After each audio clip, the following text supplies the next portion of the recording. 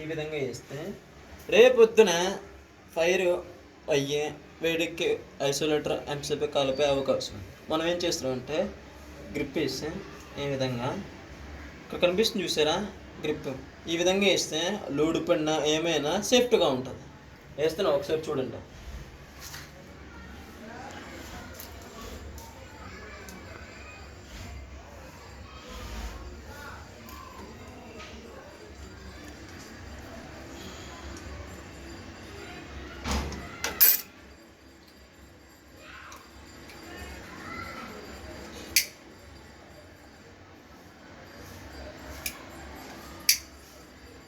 ఈ విధంగా వేసుకుంటే సేఫ్టీగా ఉంటుంది.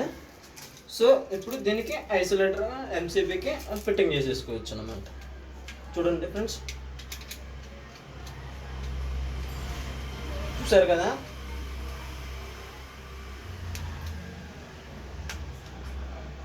చూసారా లాగినా కూడా రావట్లా, గట్టిగా ఉందా, అదనమాట.